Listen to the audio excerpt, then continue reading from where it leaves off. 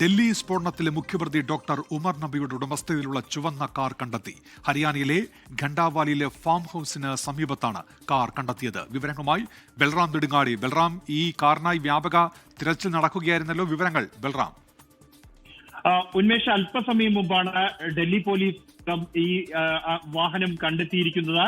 ഡൽഹി സ്ഫോടന കേസിലെ മുഖ്യപ്രതി ഡോക്ടർ ഉമർ മുഹമ്മദ് ഉപയോഗിച്ചിരുന്ന അല്ലെങ്കിൽ അയാളുടെ ഉടമസ്ഥതയിലുള്ള ചുവന്ന ഫോർഡ് എക്കോ സ്പോർട്ട് വാഹനത്തിന് വേണ്ടി കഴിഞ്ഞ മണിക്കൂറുകളിൽ ഡൽഹി പോലീസ് ഡൽഹി, ഹരിയാന, ഉത്തർപ്രദേശ് എന്നീ 3 സംസ്ഥാനങ്ങളിൽ തെരച്ചിൽ നടത്തുകയായിരുന്നു. ഒടുവിൽ ഇപ്പോൾ ഹരിയാനയിലെ ഫരീദാബാദിലെ ഖണ്ഡാവാലി ഗ്രാമത്തിന് സമീപം ഒരു ഫാം ഹൌസിന് സമീപത്തു നിന്നാണ് ഈ വാഹനം കണ്ടെത്തിയിരിക്കുന്നത്. വാഹനം ഇപ്പോൾ ഫോറൻസിക് സംഘം വിശദമായി തന്നെ പരിശോധന നടത്തിക്കൊണ്ടിരിക്കുകയാണ്. ഈ വാഹനത്തിൽ സ്ഫോടക വസ്തുക്കൾ ഉൾപ്പെടെ ഉണ്ടായിരുന്നോ എന്നതുമായി ബന്ധപ്പെട്ടുള്ള പരിശോധനകളാണ് നടന്നു വരുന്നത്.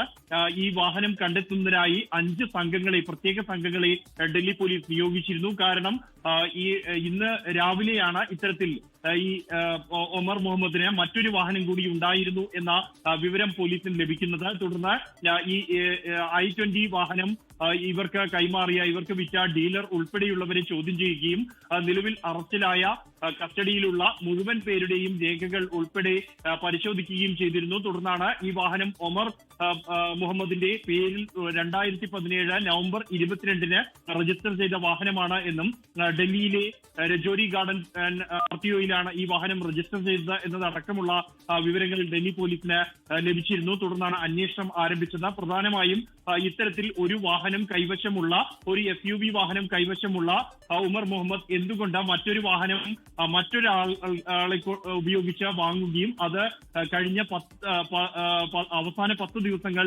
ഉപയോഗിക്കുകയും ചെയ്തു എന്നുള്ളതാണ്. അതുകൊണ്ട് തന്നെ ഇതൊരു ചാവേർ ആക്രമണം പദ്ധതിയുമായി ലക്ഷ്യം വെച്ച് തന്നെയാണോ ഈ i20 വാഹനം കാർ വാങ്ങിയത് എന്ന സംശയത്തിലേക്കാണ് പോലീസ് നീങ്ങിയത്. ഇത്തരത്തിൽ നേരത്തെ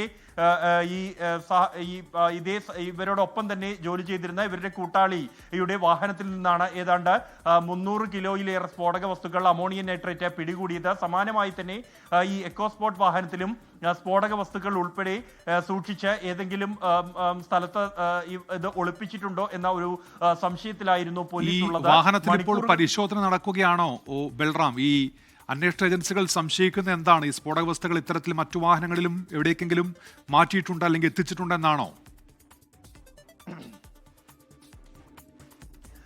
ഉന്മേഷ്, ഈ വാഹനത്തെ സംബന്ധിച്ചിടത്തോളം ഒട്ടേറെ ദുരൂഹതകൾ, ചോദ്യങ്ങൾ ബാക്കി നിന്നിരുന്നു. ഒന്ന്, ഇത്തരത്തിൽ മറ്റൊരു ഭീകരാക്രമണ പദ്ധതി, ഒരു ചാവേർ ആക്രമണ പദ്ധതിക്കായി ഈ വാഹനവും ഉപയോഗിക്കാനുള്ള സാധ്യത പോലീസ് പരിശോധിച്ചിരുന്നു, അത് കണക്കാക്കിയിരുന്നു. കൂടാതെ ഈ വാഹനത്തിൽ സ്ഫോടക വസ്തുക്കൾ സൂക്ഷിച്ചിട്ടുണ്ടാകാനുള്ള സാധ്യതയും പോലീസ് പരിശോധിച്ച് വന്നിരുന്നു. ഇതോടൊപ്പം തന്നെ മറ്റേതെങ്കിലും ഭീകരാക്രമണ ലക്ഷ്യം വെച്ച് ഈ വാഹനം മറ്റെവിടെയെങ്കിലും സൂക്ഷിച്ചിരിക്കുകയാണോ എന്നതടക്കമുള്ള സംശയങ്ങളും പോലീസിന് ഉണ്ടായിരുന്നു. കൂടാതെ ഈ വലിയ തോതിലുള്ള സ്ഫോടക വസ്തുക്കളാണ് കണ്ടെത്തിയത്. 3000 കിലോയോളം, 2900 കിലോയോളം ആദ്യഘട്ടത്തിലും പിന്നീട് 60 കിലോയോളം സ്ഫോടക വസ്തുക്കൾ കഴിഞ്ഞ ദിവസവും പിടികൂടിയിരുന്നു. ഈ സ്ഫോടക വസ്തുക്കൾ എവിടെ നിന്ന് ശേഖരിച്ചു, അത് കൊണ്ടുവരാൻ ഈ വാഹനം ഉപയോഗിച്ചിട്ടുണ്ടോ തുടങ്ങിയ കാര്യങ്ങൾ എല്ലാം തന്നെ പുറത്തു വരേണ്ടതുണ്ട്. അതിനുവേണ്ടി ഫോറൻസിക് സംഘം ഇപ്പോൾ ഈ വാഹനം പരിശോധിക്കുകയാണ് എന്നാണ് ഡൽഹി പോലീസ് വൃത്തങ്ങളിൽ നിന്നും ലഭിക്കുന്ന സൂചന. എന്തായാലും വാഹനം കണ്ടെത്താൻ കഴിഞ്ഞിരിക്കുന്നു എന്നുള്ളത് വലിയൊരു ആശ്വാസം തന്നെയാണ്. വലിയ ആശങ്ക കഴിഞ്ഞ മണിക്കൂറുകളിൽ ഉണ്ടായിരുന്നു.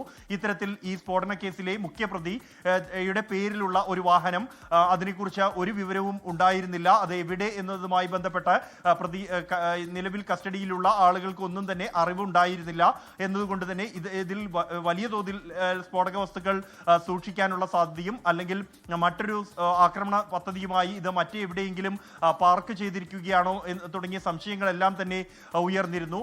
ഈ ഒരു സംശയത്തിന്റെ അടിസ്ഥാനത്തിലാണ് ഡൽഹി അതിർത്തികളിലുള്ള മുഴുവൻ പോസ്റ്റുകളിലും ഒപ്പം തന്നെ പാർക്കിംഗ് ഏരിയകളിലും പോലീസ് കഴിഞ്ഞ മണിക്കൂറുകളിൽ തിരച്ചിൽ നടത്തിയത്. ഉന്മേഷ്, ബൽറാം നെടുങ്ങാടിയാണ് ഡൽഹിയിൽ നിന്ന് വിവരങ്ങൾ നൽകിയത്.